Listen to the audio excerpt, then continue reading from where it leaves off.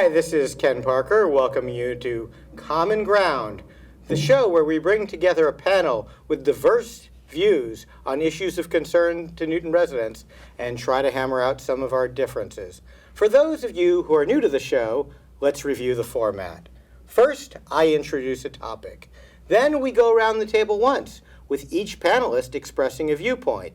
I then select the two panelists who disagree the most strongly and ask them to speak directly to one another in hopes of finding some area of agreement. At the end of each segment, I give an assessment of how we did at finding common ground and put in my 2 cents on the topic.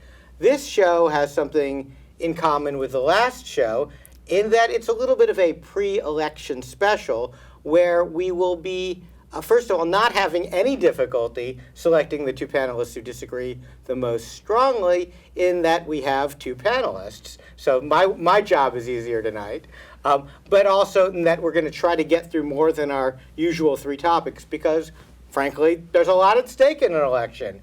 So both of our panelists tonight are candidates for office. One is running for re-election unopposed.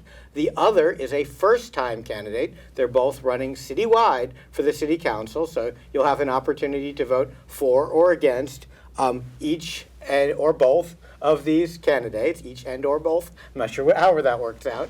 And so without further ado, let me introduce tonight's panel. On my left is Tarik Lucas. I can. Tarik, you have, I think, did we figure out this is your 12th? It's about a dozen times. About a dozen. Not a baker's dozen yet. No, not yet. So you're still chasing Emily Norton, probably. Probably, yeah. But you're getting up there. You know, you're getting up there into that rarefied air of common ground vets, like with Greer Swiston and Emily Norton and others who've been on a lot of times. So yeah, so you're definitely, when we redo the mug, you're on it. That's right. If and when that happens. That's right. That's how we got to use you on it. Very good. And so you have been serving since what? You were first elected in 21. 2021, so I've been on for 4.5 years now. 4.5 years? Yeah. So March of 2021. Oh, right. It was a special election. Special election. What happened that a seat got? Oh, I remember. There was somebody elected to Congress. That's right. Congressman Auchincloss. Straight from the city council. Yeah, so the future is bright. Yes, right. That particular seat, probably straight to U.S. Senate. Yeah, of course, yes. Yes. And as I recall, you serve on the Land Use Committee. That's right. And what other committees? Well, I'm the vice chairman of the Land Use Committee. Wow, that's a prestigious. And I'm also the vice chairman of the Real Property Reuse Committee. And I also serve on the Public Safety and Transportation Committee. And also an announcement just came out today. I am going to be on the new police. I saw that. The new police chief search committee. You can just go, don't call me chief. No, sorry, again, old TV. Okay, yeah, sorry. That's Get Smart, circa 1972, maybe? I don't know. Before my time. Before your time, right. I only saw it in reruns myself. But anyway, well, congratulations on that important duty that you'll have. And also, by day, you work at that little school across the river there? At an Ivy League school that's currently in litigation with the Trump administration, which we might get to later on today. And starting next month, will be 17 years on the job. And that is in the publishing division? Yes, it is. Harvard University Press? Yep, 17 years. Well, congratulations. I do royalties, which means I pay people money. So you're very popular in your work. I am, yes. That's a great place to be, right? It's the opposite of being like on the Newton School Committee where you've got to redistrict people. It's like the other end of it. Yeah, something like that, yeah. Anyway, just saying. You know, people, every once in a while someone says, would you like to run? There's an open seat on the school committee. Would you like to run? I'm like, do I look like a masochist? Anyway, why would I want that? It's like the one place where you can go from being well-liked to being, whatever you do. You're going to redistrict. You're going to have to cut budgets. You're going to, anyway. All right. And we have a first-time panelist. And I'm going to butcher your name, but I'm going to try it. All right. John Shame. Hang on. You're butchering it. Like the T. Oh, yeah. Charmans. Charmans. Thank you.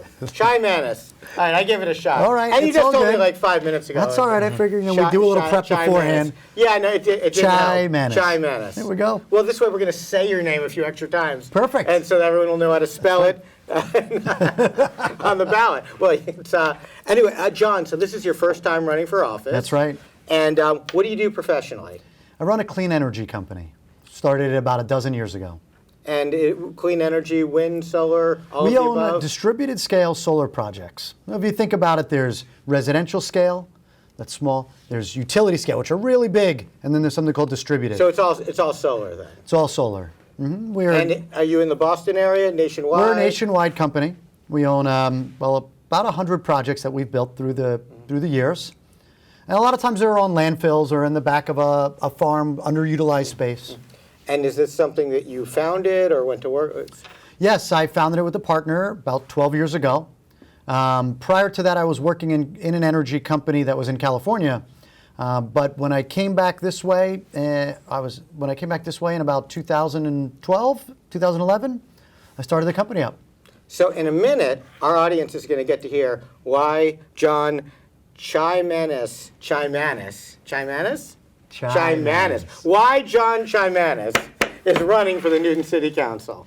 But first, I'm going to do something that we did on the last show, and I'm going to harking back to the days when the show was in its early years. We started the show 20 years ago in 2005, and we used to always have a commentary, and I've dropped that in recent years. But I think it's because here we are in the public square, and these are unusual times. I feel like it's incumbent on me to comment on what's happening in our country right now. So I'm just going to do that briefly.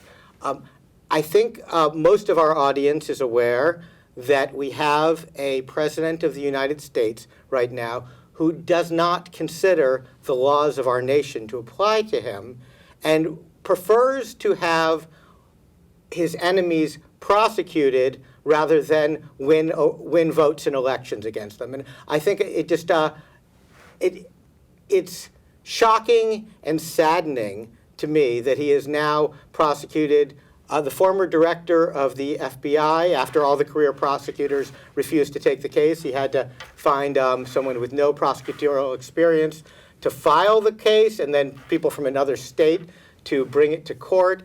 And now the sitting attorney general of the state of New York, because he considers her an enemy, he's going after her. Of course, as Tarik alluded to earlier, he's gone after institutions of higher learning. I would say what he's doing there and to law firms and others is essentially extortion, using the full force and power of the federal government to silence critics and dissent. And he's come out and said he doesn't consider it free speech protected by the First Amendment if it's critical of him. And so he's delighted to have people like Stephen Colbert and Jimmy Kimmel, comedians, trying to get a laugh, taken off the air because they make jokes about him, let alone threatening to pull the licenses of other networks like MSNBC and even NBC and ABC, because he doesn't like their coverage of him. That's the stuff of dictators, and here we are on public access television, and I'm very thankful that we have a government still in this country that lets us sit around this table and talk. But I think that if each one of us doesn't get out there and take the opportunity to stand up to authoritarianism, this opportunity that we have today won't be there for long. Democracy is a participatory endeavor. No one's coming to our rescue. If we love this country and want it to continue, we all have to get out there and do something about it. So with that said, here we have people who are actually getting out there and doing something about it and running for office. So John, let me toss you a softball here. Why are you running for the Newton City Council? Yeah, Newton is an amazing city. I mean, it really is. And running for city council has shown me that. So I want to contribute to a healthy dialogue, a healthy conversation on the city council.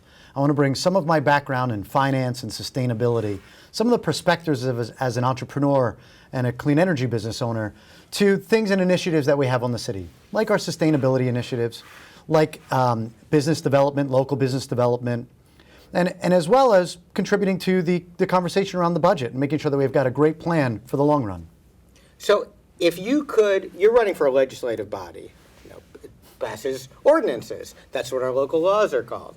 Also has some fiscal authority and some land use authority, but primary role is as a city legislature. So if you could change any one law that's currently in the city of Newton, what would you change? What legislating would you like to see accomplished? That's a great question.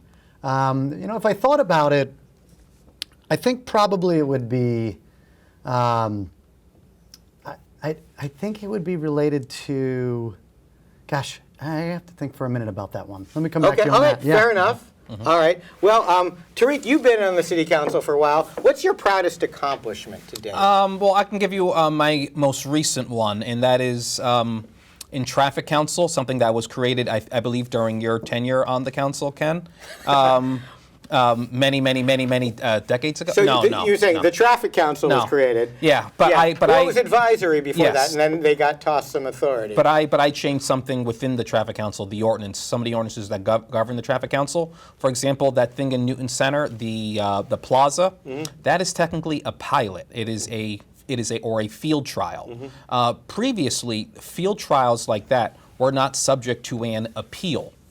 In the aftermath of that rollout of the pilot, which was awful. The local businesses did not want it at all. You're talking about taking part of the Newton Center triangle and making it an outdoor seating area? Plaza, yes. Okay. But it was I'm not sure if everybody knows about this. Yeah. Basically, took some parking away. Yeah, but it is a trial. And what I did is I amended the traffic council ordinances so that field trials are subject to an appeal. So when you say you did this, you proposed an amendment? I proposed an amendment. It passed in committee. It then passed at the full council. Mayor signed it into law. Yeah, that's right. And a field trial is now subject to an appeal that can only be filed by councilors. So any one member of the council can file an appeal? I believe it's one member of the council from that particular ward or three councilors from a different ward. Well, that's an interesting formulation. Yeah. And if that happens, then what, does it take a majority vote to be ratified? Then the appeal, like anything else, it goes to committee, Public Safety and Transportation, which I serve on, and then that appeal is then recommended either denial or acceptance to the full council, and then the full council votes on it, just like the regular legislative process. So that is something that I have. So it's basically a fresh vote for or against the proposal. Yes, essentially, yes, for a de field jure, trial. as we say in the lawyer biz. Oh, okay, sorry. It's fine. As opposed to taking 2/3 to overturn it, or something it's like nothing that. like that. It doesn't get a presumption of validity, is it? No. So that is something that I worked on this. And this term. why did you think that was Well, necessary? because I didn't know at the time when that was being proposed that a field trial was not subject to an appeal, but any other measure. What's the big deal? Why should it be subject to appeal? Well, why should field trials? Because otherwise you could have a future mayor and a future traffic council could propose a trial that is that misses the mark, like this plaza pilot. It could completely miss the mark, and the residents, the small businesses, the council is left out of the conversation. It provides more oversight on the mayor's office and traffic council. That is why I propose that. And just out of curiosity, because I live in that neighborhood, I live in the Highlands, but frequently walk to Newton Center. I represented that neighborhood, Ward 6, for 18 years at large, as you are. But and I spend a lot of time there. I haven't. I guess I haven't heard complaints about what is the complaint about it? Well, the complaint was the businesses were completely they were left in the dark. They did not have a seat at the table with the mayor when this was being proposed. This was so it's more of a process concern. A process concern. This again, because the council can now file an appeal and essentially reverse a field trial. It's not just the Newton Center Plaza. It's any trial. No, I get it, but I'm just asking what the problem with that one was. Oh, okay, yeah. The rollout of that was poor. There was no communication between the small businesses, the Chamber of Commerce, the residents. Again, the people the customers, the people who go there, who drive from other parts of Newton to go to Newton Center, to go to those wonderful restaurants and shops. They were left out of the conversation. And now with this amendment, now they have a fighting chance. Let's just say, of getting something reversed. Okay, but that's it. But the plaza pilot cannot be reversed. That is that's grandfathered in. It's grandfathered in, and it will run out next month. Oh, okay, so Yeah. then it's going to go back, when it becomes Yeah. winter, they won't Yeah, have that. that's and right. It'll be And parking then, again. and then it's a question of whether they want to make it a permit, and that would have to go to the city council. That would have to go to do that. it permanently. I'm not certain on that, but it might have to go to the city council. But either way, even if it's through traffic council for a regular item, it is also subject to an appeal. So That would be, Yeah. okay, so they could approve Yeah. it, but Yeah. subject to an appeal. yeah, of course. And that would go through Yeah. a new process A new- because yeah. it's not automatically It's a- continued. it's a new not. item. It's not one of these things that just Yeah. keeps going on forever, even Yeah. though it's a permanent trial. Yes. Right? All right. Well, that's interesting. Let me. I don't want to put you on the spot, John. If you want to answer that question, or we can go on to some Sure, other things. we could keep going on. Yeah, Oh, you want- come on back. Yeah. You want to go back to the question I asked you before? Well, so briefly, yeah, sure. I think the tree ordinance is an ordinance that we have on the books that through the campaign I've met a number of people that have talked about it and both the positives and the challenges that come with it. And I think the way it's written, some homeowners that want to do maybe a reasonable renovation to their home, they have to have the entire property surveyed by an arborist, and it's quite a complex process and it's very expensive. And they found it to be very difficult to operate that in conjunction with also our stormwater requirements. So I think looking at those two together and making sure that they work more efficiently together is an amendment, something that I'd like to look at. How would they work more efficiently together? Well, because I think when you do any sort of a renovation, if you're on your home, you also have to treat your stormwater. So in that, while you're protecting all the trees, if you're going to put a stormwater infill, you are probably going to hurt some of the trees in order to put the stormwater in. The stormwater Which means you have capture. to pay in the fund. Which means you're Yeah. actually going to be hurting the trees that you're intending to preserve in order to put the stormwaters in, so the stormwater retention in. So I want to look at how those two work together. Whereas keeping a tree actually is one of the better ways to retain water on site. Yeah. So I think that the two ordinances as they are, they both intend to do something positive, but I'm not sure that they're working as efficiently as they could. One of the things that people have talked about is saying that, well, the private property owners are the tree ordinance is applied to them. That was part one when we worked on it back in the day, and part two is going to have it apply to the city essentially, and how the city have to preserve trees, not pay into a fund, but replace trees it was taking down. Curious whether that's something that would be of interest to you, expanding the tree ordinance to apply to the city as well. I think we should be protecting our trees on the city properties as well as replacing them. I think that's absolutely one of the best things that we can do for more livable environment. So what it does is it controls the temperature, makes things more livable, more comfortable, more beautiful, and also it's great for the environment. I mean, ultimately, that also is a fundamental benefit.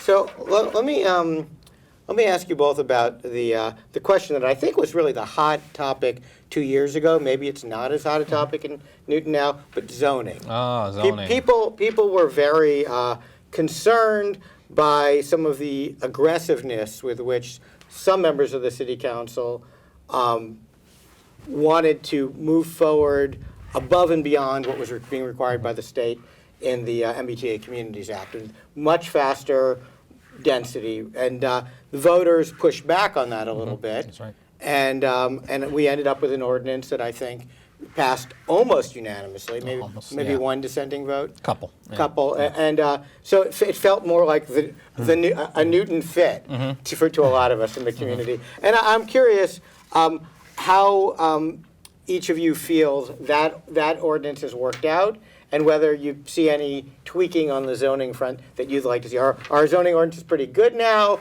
or is there anything that you'd like to see changed? Sure. You know, it's one of the challenges with the ordinance is by granting the by right standard for a certain building of a certain size, what it does is it removes the city's ability to participate in the development process actively. Whereas when a special use permit is required, there's a bit more engagement that the city can have. You mean the city council? The city council. Because of course the planning department isn't working on it. That's right. That's right. And the city council is representing the public. So the public representation is taken away. And I think that that's one of the areas that I'd love, if we had the ability to revisit. Because I think the city council, which is representing the people, having a voice on that is an important component. Well, it's interesting because this is one of the things that has come up over the years is when I was first on the city council, our 10% ordinance, our affordable housing ordinance, had a formula which was 25% of the bonus above what you got above and beyond what you could do by right. So if you could build 1 unit by right and you wanted to build 5 units on a property, that was 4 extra. One of those had to be affordable. Yeah. And the ordinance got changed, and without getting through the whole history of it, actually effectively reduced the amount of affordable housing that's required. But it doesn't apply to by right development. If you can build something by right, you don't need to go through that process. So it is somewhat ironic that I think some of the people who are very well intentioned over the years and wanted to create more affordable housing actually had the opposite effect. But Which is something the that law of unintended That's right. consequences. Yeah, unintended consequences. Hard to see that. But what do you think, Tarik? Zoning changes? I know weren't you involved in one point in the Snout House ordinance, or I wasn't involved Not in that that, one. no. Was there one of them that you were signed on to? One of the zoning amendments? I don't believe so. No. Okay. But I was on a council 2 years ago when we passed the MBTA zoning, or as we call it, the Village Center Overlay District. Because that sounds good. The VOD. Yeah, the VOD. The VOD. But we passed it. It's now in effect, and we are currently seeing. You voted for it. I did vote for it, and we are seeing the effects of it right now, especially in Newtonville. Where else? But we have Your neighborhood. my neighborhood. Yes, we have 2 projects that are in the Village Center 3, the VC3 district, and one is the church on Highland Ave, across from the Cooper Center of Active Living. And there's another project that's going to be coming soon on Washington Street, as we call it, the Rice Valley Building. That is also going to be turned into an all-affordable, mixed-use development. 100% All affordable. affordable. Wow. That is what the developer has said. They want to go, just so everyone knows, 5.5 stories. Is it a nonprofit or is it? I don't know if they're nonprofit or not, but they are going to get lots of government grants. They're going to have to go to the feds, the state, and even Newton for some funding. But it's going to be 5.5 stories, meaning that 6 stories is going to be set back. The ground floor is going to be commercial, and So 6 stories, but the 6th story is set set back back, from the street yeah. to create the illusion Yeah. of that angle yeah, I've talked yeah, about. Right. Less imposing. it's going to be all affordable. At How many units are they talking about? It's 55 or 56, and it's going to be available at 30, 60, and 80 AMI, or area median income. So we used to not call 80 affordable, but I guess they've It is changed now. the definition. It is now. So there, I guess, okay, go on then. Okay, so yeah, and also something that we might talk about later on in the show, perhaps. There won't be any parking on site. So you're alluding to the ballot question. Am I? Yeah. Am I? Okay. Potentially, either that or something No, that we're going to talk about that I didn't know about, but that you're going to bring up. But Yeah. that's cool too. Yeah, so- actually, I take it back. 80% is affordable under our ordinance, but not under the comprehensive permit state law. So 80% of AMI Yep. is one of the categories, Yes, or has been all historically. yes, and if you follow this, all of the units will go to the SHI, or subsidized housing inventory. Right, which we've already hit the minimum threshold. We are beneath it now. Above it. No, we are beneath the 10% threshold. We're back. We are beneath it. We're under 10%, but We are. we're exempt for another reason, or No, we are under the 10%. We're at 9.7 or 9.8%. wasn't there a land area one that we'd hit though? Oh, I thought there think was- I think we're still under that one. That one is 1.5. We've been under that one for a So while now. why is it that we were exempted from hostile comprehensive permits, or are we no longer? We are no longer. Oh, really? No, we are under. How did we drop back? We lost It's stock, or- because when a 40B is, and I could get this wrong, so bear with me. Uh-huh. When a 40B development is approved by the Zoning Board of Appeals, all the units go on the SHI.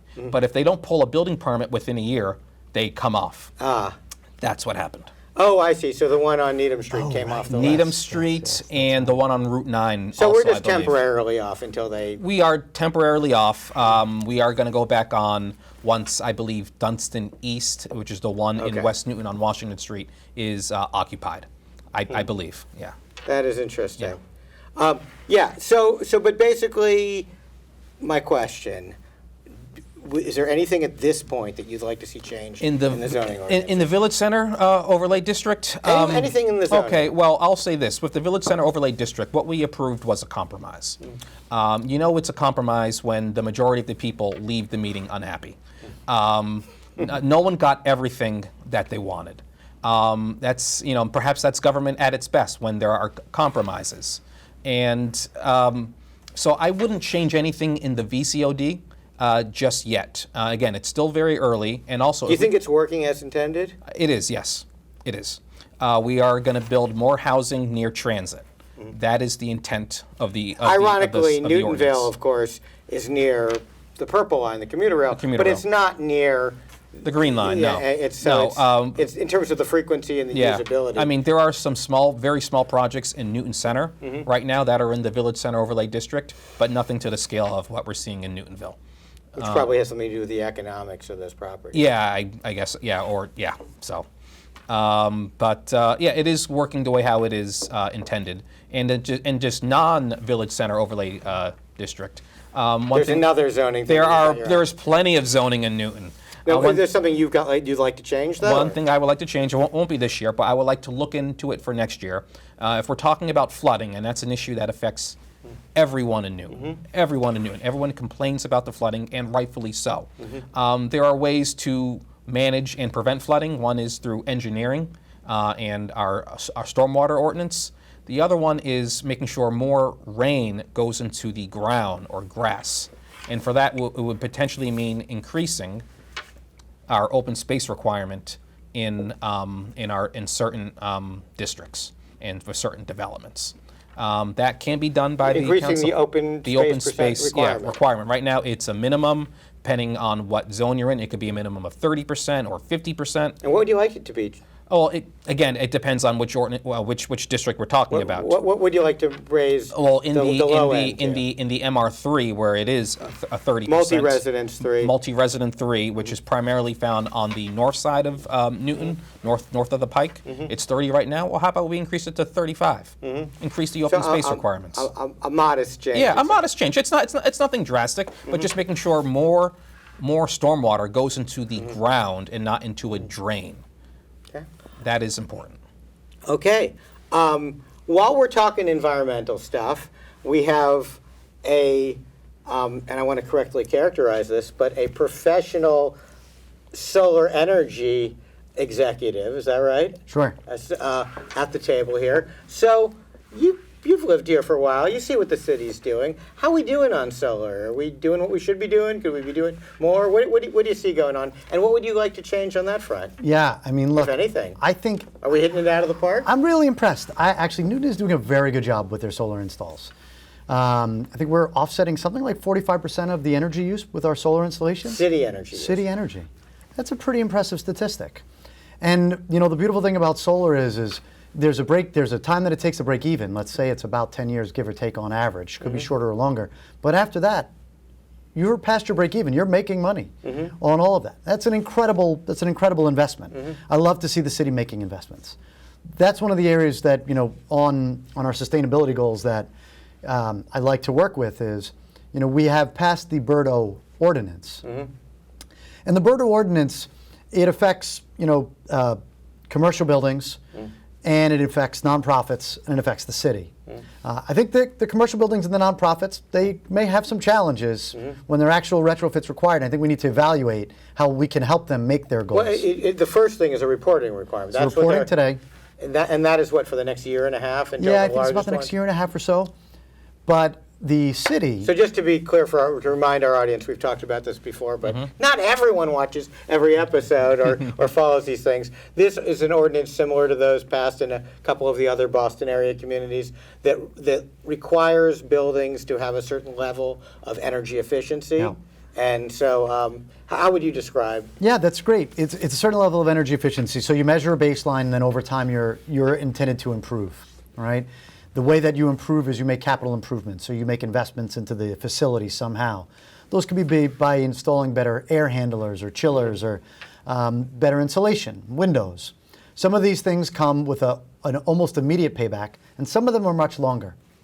So couple things that we need to do. We need to help the nonprofits and the commercial owners because it's going to be very hard for them. And this is not something that we should just take lightly. I think measuring is a... How do we help them? So let me talk about the city maybe, and that'll help with the answer a little bit. There are companies that will come, they will do the retrofit work, they will pay for it out of their pocket, and they will share on the energy savings. It's called a performance contract or a shared savings contract, often referred to as a public-private partnership. So the company comes in, they do the construction project, they then receive a part of the benefit because your energy bills go down. The city or the recipient of the benefit pays nothing up front. But these are for-profit companies. They're making a buck off it. They're making a buck off Why it. would we not be better just bonding it and financing it ourselves? I don't think that our best bet is to be issuing more bonds. I think if we can avoid issuing more bonds, we should avoid issuing bonds. You know, it affects our credit rating. It increases our expense lines in our budget. All of these things. Not if we did a debt exclusion for it, but anyway. But that might be another topic. Yeah, that is. But Yeah. let me ask you this. You said we're at about 45% of our... the solar okay. installed. I just wondered about this, and you might be... I've often wondered about this, and you're probably someone who could actually intelligently answer this question. I'll try. So, how do we have enough municipal roofs and spaces to get to 100%? If we were to say, not in terms of the money, not in terms of, like, what would it take for the city of Newton to say every bit of energy we were going to... If we just covered every open roof space. We'll start with roofs. So We've also got parking lots. Yeah, so it's a We've little got bit of an Newton abstract North. concept. And, you know, It might not be every roof that's practical, because some might not be, like City Hall cupola, I don't think you could do, right? In my preparation for this meeting, I didn't go out and measure all the available square footage Well, out there. darn it, that was part of your homework assignment, You know, John. but I can take a look at that. Well, I didn't get your name right, so I can, I didn't do that homework either, so. You know, but at some level, look, there's a practical and there's a reasonable. Well, it needs to make economic sense. You're not going to install, like you said, on the cupola. You also wouldn't install on an old roof. You wouldn't Right. install on a poorly sloped roof. But so there are I'm just optimal places. Like, I guess what I'm saying is, that 45%, what percentage of our capacity for solar panels, our reasonable capacity, are we at? Are we at 90% of our capacity? How much further could we go? Yeah. Like there's more that we can go, and we should continue to extend on it. And then, you know, we like halfway to what I where, don't know you is know, what that's- I you don't know don't where know. the optimal is on it. Okay. But yeah, But would you volunteer if the new mayor asked you to head up a task force to look into that? Would you be willing to do that? I would be glad Because to. I'm sure he's watching. I would be glad to. I would be glad to. In fact, I'm already working with Green Newton on an initiative that I can share you about. Green Newton has been interested in electric buses. There have been a couple of challenges that people have raised with it. Where are we going to put them and where are we going to charge them is one of the challenges. There's also a challenge with the contract length. Our typical contract has been 5 years, but the companies that we've talked to want 7 years. So I was talking with them the other day, and I said, this is a great conversation. You know, I lecture at the Harvard Kennedy School to the infrastructure program. So I've done that, and through that effort, I made some friends there. So I called them after my meeting with Green Newton. And it was a group of students, and they said, we would love to do a consulting project. So I actually have a couple emails in my inbox where we're going to put together a consulting project to determine feasibility, to look at the economics of it, because that's one of the most important things that, you know, sustainability is great, but in and of itself, it also has to be economically attainable. Well, let me give you a little bit of wisdom from experience in Newton on buses in the city. So there was this idea years ago for a bus they were calling the Nexus bus. And some certain special permits were conditioned. So developers would come in, they want to build something. Well, you got to put some money towards this The Nexus bus. And it was done totally as a centralized command and control plan. In other words, the people who decided where the Nexus bus went weren't the people who needed to ride the bus. It was somebody sitting down with a map. And so what it did is they were like, oh, let's go here and here. And it created a loop that came so infrequently and went to so many places that no one found it useful to ride. They would go by totally empty. I mean, and they also, the idea was they weren't going to have bus stops. You just kind of flag them down, which a lot of people weren't comfortable with as well. So, but, you know, it wasn't like a market survey. It wasn't like, oh, people go up and down Center Street a lot, or people want to get to this grocery store, and how frequently do they need to come? So if you work with the Green Decade Coalition and some fancy consultants from Harvard or someplace on this, from the Kennedy School. Make sure that there's an element of where the demand is in this process. Yeah. Not just what we can do, but what people actually want. Well, hopefully we can get the data about, maybe where the houses are, or approximately, reasonably speaking, right? This would be for the schools. Okay. So that's some knowable, But school buses. knowable data. Well, school buses, we already have routes. So electrifying the existing school bus, that's different than creating a municipal shuttle. That's right. That's what I'm talking about. Okay, I didn't catch sorry, that part. yeah. That it's about using electric school Possibly. buses. It's about evaluating it. Yeah. Is it feasible? Is it reasonable? Does it make economic sense? And presumably you'd need to talk to the school committee about that too. I would think they might be involved in that decision Yeah, process. we have a fabulous superintendent though. Incredible. So Yeah. that's exciting. Any other thoughts on environmental topics that you wanted? I have a feeling there's a sustainability topic that you have something to say about.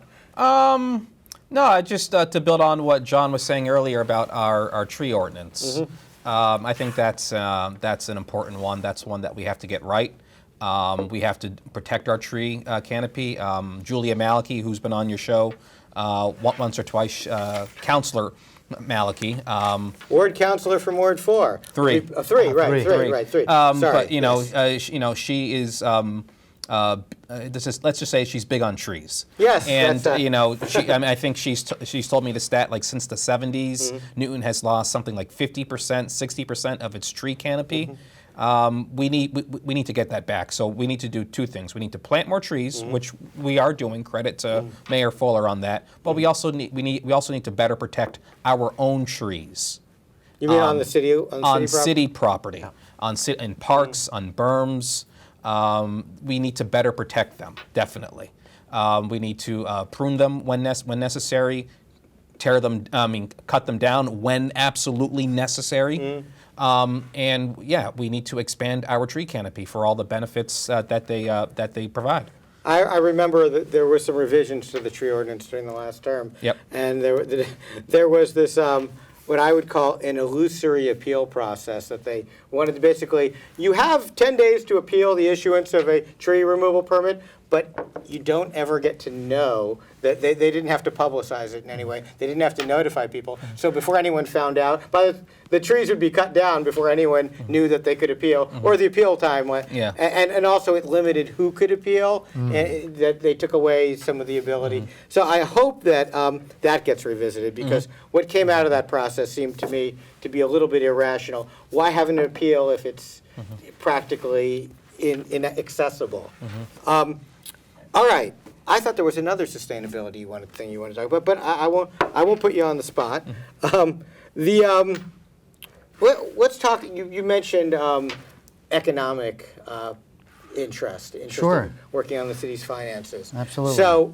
So we have what is at various times been called a structural deficit in the city of Newton, or or essentially a side effect of Prop 2.5, or maybe a direct effect of Prop 2.5, which is that revenue is limited to 2.5% plus new growth.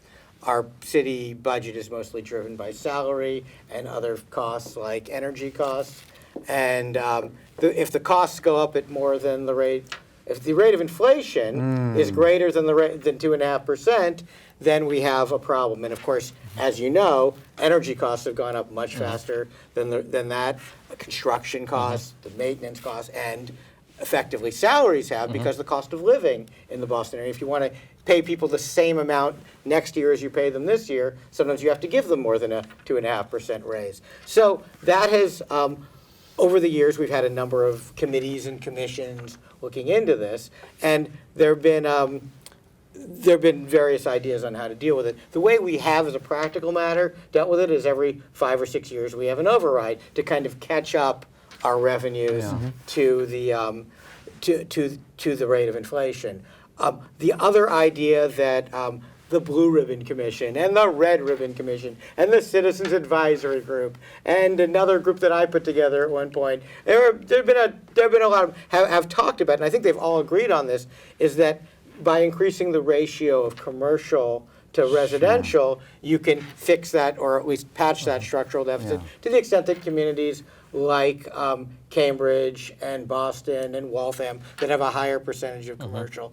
But meanwhile, but then there are people saying, well, we just need more housing. And that has been sort of the push in recent years to the point where our ratio of residential to commercial has gone up considerably rather than going in the direction that these committees and commissions have recommended. So my question, and to pick on either one of you first, is that okay? Is there something you'd like? Is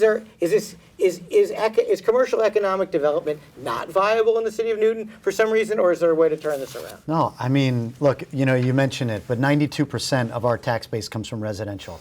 So about 8% is commercial. Now, the rate that's paid by commercial is almost double. It's about 175%, generally speaking, of what a residential would pay. That said, I think 2.5 gets a bad rep.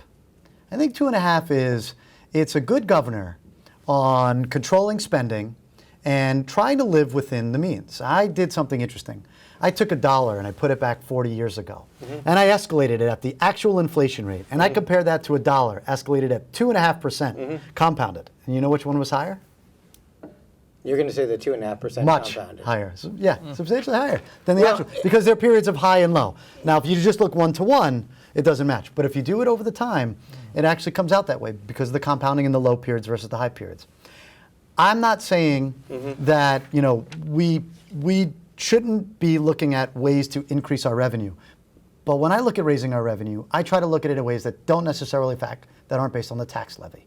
I look at things like, how are we doing grant writing? The other area towns and cities I think are doing, in some regards, better than we are for grant money. The way I think of it is this: if you spend $1, Federal grants, you mean? Federal, state, nonprofit. If you spend $1 on a grant writer, that's an investment. And if they can return you $2, if they could just raise one more dollar than the dollar that we paid them, that's money well spent. That's an investment. Just to be clear, though, I mean, a lot of grants are targeted at need. So New Bedford is likely to get more grant money than we are, aren't they? I think there are. I mean, that is certainly you don't true. think it's an issue that people go, Newton, Massachusetts, they're a pretty affluent community. Why should we be focusing our largesse in their direction? I mean, there are certainly grants that are geared towards that, and fully respect that. But there are grants for many, many different things. Can you give an example? I would have to check on that and come back. But there are certainly there's a variety of grants that are out there. So infrastructure is one that actually that I'm thinking about it. And I know that we do get some grant money for infrastructure. So for our sewers. So from the MWRA, it was actually a low-interest loan. It wasn't a grant. Okay, but you had to apply for it. You had to compete for it, and you had to receive it. And it was about influx and inflow into our sewer system, and basically into our underdrain. The idea is that you're processing a lot more through the sewage treatment plant if rainwater is just leaking in, and that's incredibly expensive. So that was great return on investment. So good return on investment. So that's one area. The other area, and we talked about it, was commercial economic development. Your question was, is it economically viable? I think as a building owner, so we're seeing these new buildings that are being designed, 800 units, and the commercial space is being shrunk. Classic office space, we're talking about tens of thousands of square feet where a company comes in. That is sort of a dying breed. But office space that is shared workspace, WeWork is a good example, right? Shared offices, that's actually space that's thriving right now. And especially people that work from home. But will a landlord receive the same return on that investment? If a developer owns a full building and they rent the upper units to residential and they rent the lower units to commercial, they're paying a higher tax on the lower units. Are they looking at it, are they getting as high a profit out of the commercial? And they might not be, but our city needs that. And I think that's a conversation that I think we can advance. So you're saying in these zoning districts require a certain percentage of commercial? Right, I mean, I think that's what we need, right? We're talking about we have a shortage there. That's an important thing for our city.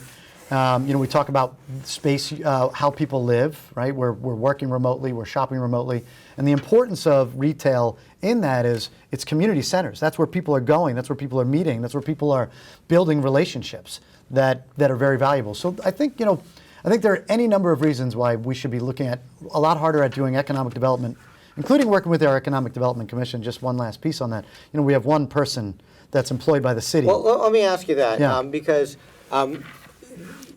there is there are different philosophies with respect to economic development. Sure. Some people prefer what I would characterize as a market-driven approach. You let the developers come in and say, hey, here's what we want to build. And then there are other communities, I would count Cambridge and Boston among them, that are much more proactive and say, here's our vision for this area. We want to redo this square. Yes.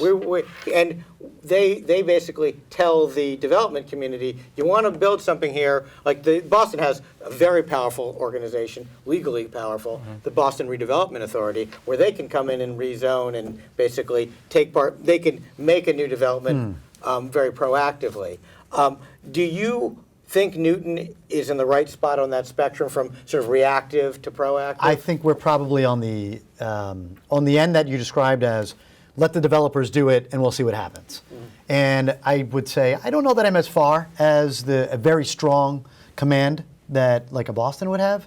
But I think we should be doing a better job of planning, of visioning, of attracting and marketing, and trying to retain local businesses and attract and retain local businesses. I think it's a really important thing that we could do. Well, you talked before about return on investment. You said if Yeah. you hired a grant writer, what about hiring economic development planners? It's called economic development. Development means raising more, making more money. So if that's the sales engine of the city, you bring in commercial, they maybe pay more taxes. Think of it this way also. $1 spent in Newton is going to be multiplied in Newton. You made a job for somebody that works. Now they're getting paid. Now they're spending their money locally. They take it down the street and they pay for it. However, $1 that's spent anywhere else, it's gone.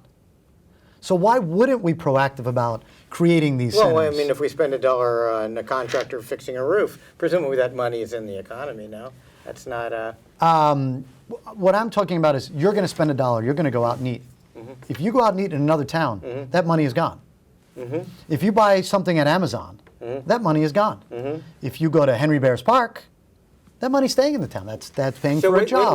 What you're suggesting is having more commercial businesses in Newton would be better for a more vibrant local economy? Absolutely, and I think we can do some more visioning with that, and I think we could do But a little that's bit more fine, but economic those development restaurants can't commission. have any outdoor seating, according to Tarik. I never said I'm just giving you a hard time. No, I'm just trying. No, you may be, the rollout may have been terrible. okay. I don't know. All right. You're No. talking about the new. No, I was just, I have nothing. The city council does not determine outdoor no, dining at all. you're talking about the outdoor seating area in Newton Center. Oh, Right, yeah. No, I'm just giving you a hard time. No, you didn't say that the substance of the outdoor seating was the problem. It was the rollout. That Yeah, the people rollout, did. yes, Yeah, I know. yes. I'm just giving Yes, you a hard time. yes. But Tarik, on this topic of economic development and reinvestment in the community, well, let me ask you. Start with this narrow question of: do you think we're too proactive, not proactive enough? How is our Right plan? now, we for our economic development, I would say we are reactive right now. We need to be proactive. And I know Mark Laredo, City Council President, running for mayor. You might have heard of him.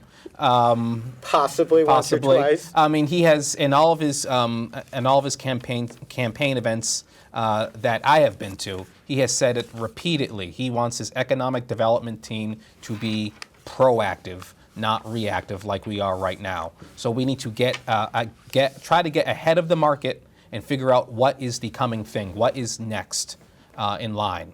For example, as we heard earlier, office buildings are out. The life science labs, we were too late getting into that, and the two that we approved didn't open. One of them being in Riverside. That's a conversation for another day. But and one thing, this has come up in the Riverside discussions. It's not in their current plans, but hotels. Hotels during COVID took a big hit. As we all know. Hotels are great because they not only pay property tax, they pay hotel motel tax too. Yes, which is that's another right. 4%. Yeah, I know. That's right. They're a great driver of economic They are great. And they're needed. Yeah, They're valuable. and what we have seen over the last few years is that Until the federal Newton- government shuts down all our universities, we'll have graduations every year around here. Yeah, and what we have seen is that the hotel market has rebounded and surpassed pre-COVID levels. Yeah. Hotels are in right now. They are in. There are several Right. hotels in Waltham along the highway, and of course there are a few in Needham. We have 2 in Newton. Hotels are in. As you said, they generate tremendous tax revenue. They provide jobs as well. they are in, and we need to look into that and And identify. everyone would rather their mother-in-law stay there than at the house. No. I'm not going there. Anyway. But anyways, hotels are in. The market is in. We need an economic development team to analyze this, identify locations and potential, dare I say, tenants or companies that could operate a new hotel in Newton. Definitely. Let me follow up / push back a little bit on this office space question, because there certainly have been development projects where they said, oh, we can't, people are working from home, there's not as much demand for office space. But I would pose the question to you as current and potentially future city councilors, that is the problem that there isn't a demand for office space, or there isn't a demand for the office space that we are currently offering in the city of Newton? That whether there's a critical mass or a quality, because I can tell you, as one small business owner, that I looked for office space in Newton, and it's mostly very low quality office space, and there isn't a critical mass. And then I talked to my friends who are working at the big downtown firms, and they're all coming from Newton or Wellesley or this area, and they're all hopping on the Pike and going downtown to Boston. Not all of them every day, but 3 days a week. Yes. And so the question is there a way that we could say, we're going to put together a critical mass of Class A office space with a plan to attract that kind of use? I think it's the size. I think size matters. And I think being able to partition and being able to hive it off is really important. The shared space is a business model that has worked. And in the sharing economy, it's just been a very valuable and demanded product. So, that's the way I look at it. There's the other thing that you could do is incubators, and that's another thing that I'm really curious about here in Newton. We probably have more founders and CEOs in this city than many neighboring cities. You would think we should be able to attract some of them to start their next business, because many entrepreneurs are serial entrepreneurs. But we don't have the spaces appropriate. We don't have an incubator, and if we created an incubator, and you could choose your there was incubators. There was one in Newton Corner they were trying to start at one, but there was in the old branch library. They had something going on there for a while. Yep, it's not a slam dunk. It's not the easiest. But if you get the right anchors in there, right, and you get larger corporate sponsors that are willing to sponsor, then that's a way that you can seed local businesses, that you can pull people in. Youth will come, younger employees will come in. That's a good way to think about it. And one thing just with office space, we learned this during the Northland Amendment earlier this year, or maybe that was last year. Time flies when you're having fun. It does, really, it does. But one thing we learned is that banks and lenders are not lending money for new office space. They aren't, because there's so much vacancy in the region. You can't get the money to renovate or create new Class A office space. So that's why office buildings are out. I mean, for now. And also we learned from the consultant on that one is that it could take up to 10 years for the office market to recover from the pre-COVID levels. And probably that's only if it shrinks. Yeah. Only if stuff is repurposed and it goes into other use. But retail is a good other use. So when we speak about this empty space, we're talking about commercial. That's a question you asked. But I think really using it for retail, and not just a type of commercial, of course. Sure, but not just office space. Right. Yeah. There's manufacturing. There's a number of different widgets. You need those widgets. And I look at. I haven't seen a good widget store in Newton in a while. That's right. I've been ordering all my widgets online. Went out in the 50s. Yeah, that's right. The other thing that's interesting is also services. What you see is a lot of there's TripAdvisor was there. TripAdvisor, but I think of services as more for youth activities. Well, I'm in the services business as a lawyer, obviously. That's fair. That's fair. There are a lot of services businesses. And there's lots of lawyers in Newton, I hear. Yeah, but that's the thing. Most of them are burning the carbon to drive downtown. I mean, my office is in Newton Corner, 3 but days it's a week. not. Yeah, or in some cases more. But yeah, no, I mean, now, look, obviously there is no one piece that will solve all these problems, but I do think that we might suffer the problem of trench warfare, which was, in World War II, they were trying to fight World War I, you know what I mean? Which is, you're like, oh, well, that's not popular anymore, but things are constantly changing, and some things, what's old is new again, and what's new is old again, right? And so we can't close out the possibility that office space in a new form, or as you say, in a shared workspace form. I think investing in talent in our economic development office. There are professionals that have these skills, that have this knowledge set, as well as an economic development commission that represents, the industry and commerce. I think that's our best way to put together a plan, like you asked. You said, should we be command like Boston, or should we be reactive? And I think we can get closer to the Boston model if we put the right people with the right vision. Okay. I think we'll have time for each of you to touch on one more issue. But before we do, I would be remiss, and I don't want to be remiss, if I didn't tell our audience what's happening in the next few weeks. First of all, for those of you who may or may not be out of town on November 4th, Election Day, we have the opportunity for you to vote by mail or to stop by City Hall starting, when is it, Jerry? October 25th. October 25th, you can vote in person at City Hall. So there's no excuse for not voting. We made it. When I was young, there was only one day to vote, right? Me too. Yeah, right. Now you've got a lot of choices. And the truth is, we're all so busy. I really recommend to people that it's worth get yourself educated, because otherwise you're busy on Election Day, you end up voting for the list of names somebody emailed you, or you like the street name. Maybe you know some of the people, but do your homework and do it early, and please participate in the election, because it really is true that in a democracy, you get the government you deserve. Democracy is a participatory sport. If we want it to continue to be played in our country, we all got to play it actively, or it won't be there forever. I'm going to let you each make your closing pitch as to why folks should vote for you, or Tarik, if you want to announce your candidacy for anything, you're welcome to U.S. Senate, whatever you're going for. But I'll give you each 30 seconds to make a... Well, yeah, I've been serving on the City Council for 4.5 years. It's been a wonderful experience. One thing that that does happen when you're on a City Council is you're still learning every day. You're learning something new. And one thing why I want to do next year is continue to lead and lead on the council in a leadership role. Any particular leadership role? We will see. We will see. All right. I think I'm almost hearing an announcement. You're not going to make news on Common Ground? I would like to be the next City Council president. Well, good luck with that. That's very exciting. Thank you. All right.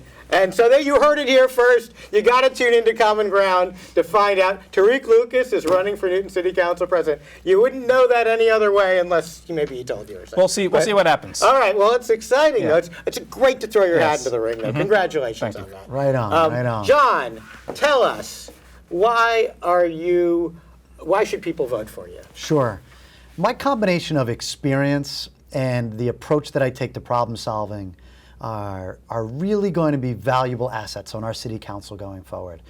As an entrepreneur with experience starting a business and managing employees and growth, as well as a finance professional and somebody with 3 young kids, I represent a voice on the City Council that's not heavily represented today. It's an important perspective, particularly as we work more closely with our friends on the school committee and as we work through our budget process.